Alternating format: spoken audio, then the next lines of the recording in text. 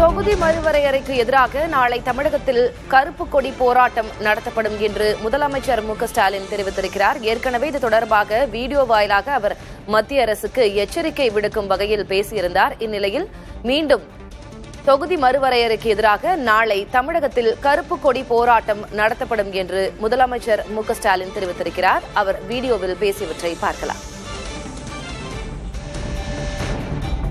வணக்கம். தமிழ்நாட்டின் வாசல் வர வந்துட்ட பேராபத்தை பற்றி நேற்று நான் வீடியோவில் சொல்லியிருந்தேன். டீலிமிட்டேஷனுங்கிற பேரில் தனது லிமிட்டை தாண்டி பாஜக அரசு தமிழ்நாடு உள்ளிட்ட தென் மாநிலங்களை வஞ்சிக்குது. வட மாநிலங்களுக்கு அரசியல் வலிமையை மேலும் வாரி வழங்குற மாதிரியோ தென் மாநிலங்கள் அரசியல் வலிமையை இழப்பது மாதிரியோ நடந்தால் தமிழ்நாடு பார்த்துக்கிட்டு சும்மா இருக்காது. ஒவ்வொரு குடும்பமும் தெருவுக்கு வந்து போராடும்னு சொல்லியிருந்தேன். யார் நல்லது சொன்னாலும் கேட்காத ஒன்றிய பாஜக அரசு இதையும் கேட்கல. சட்ட திருத்தம் கொண்டு வந்து நாடாளுமன்றத்தில் தமிழ்நாட்டின் குரலை ஒடுக்க பார்க்குறாங்க. நாளைக்கு கொண்டு வரப்போகிற சட்ட திருத்தத்தால் வட மாநிலத்துக்கும் தென் மாநிலங்களுக்குமான உறுப்பினர்கள் எண்ணிக்கை வேறுபடும்.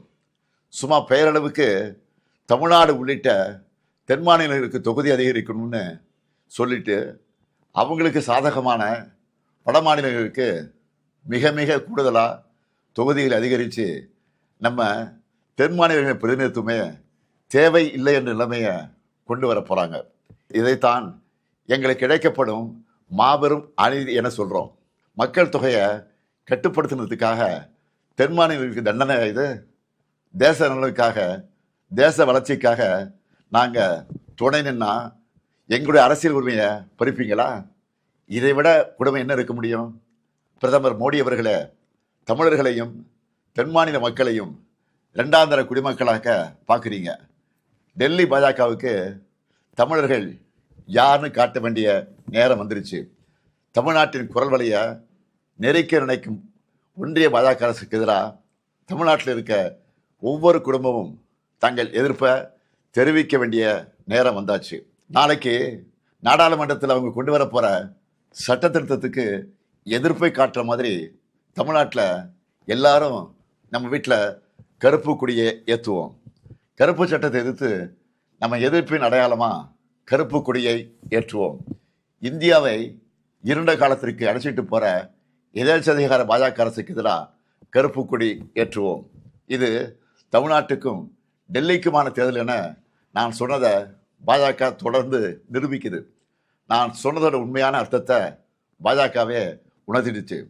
அவங்களுக்கு தமிழ்நாடு முன்னேறக்கூடாது, தமிழ்நாட்டை சார்ந்தவங்க குரல் கூட நாடாளுமன்றத்தில் ஒழிக்கக்கூடாது. அதுக்கான சதி திட்டத்தை சட்டமாகவே கொண்டு வராங்க. சதியை எப்படி சட்டமாக ஏற்க முடியும்?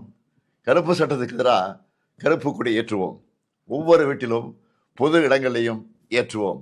மீண்டும் எச்சரிக்கை செய்கிறேன், மக்கள் தொகை அடிப்படையில் தொகுதிகளை முடிவு செய்யக்கூடாது. கருப்பு சட்டத்தை நிறைவேற்றக்கூடாது. 8 கோடி தமிழர்களின் ஒற்றை கோரிக்கை இது. அரசியல் எல்லைகளை கடந்து தமிழ்நாட்டின் உரிமையை காக்க தமிழ்நாடே ஓங்கி ஒலிக்கட்டும். தமிழ்நாடு போராடும், தமிழ்நாடு வெல்லும், வெல்வோம் ஒன்றாக. வணக்கம். தமிழ்நாட்டின் வாசல்.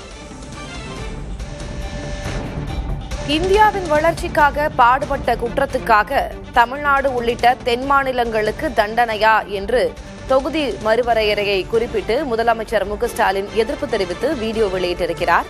ஒன்றிய பாஜக அரசு நாளை நாடாளுமன்றத்தில் கொண்டுவரவுள்ள டீலிமிட்டேஷன் சட்ட திருத்தம் தமிழ்நாட்டுக்கும் தென் மாநிலங்களுக்கும் இழைக்கப்படும் மாபெரும் வரலாற்று அநீதி என்று அவர் அதில் குறிப்பிட்டிருக்கிறார்.